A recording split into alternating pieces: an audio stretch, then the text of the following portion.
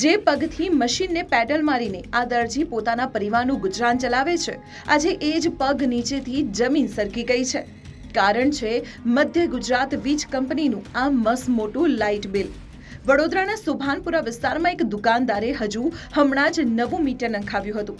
આશા હતી કે બધું બરાબર ચાલશે, પણ બિલ આવ્યું પૂરા 78,000 રૂપિયાથી વધુ.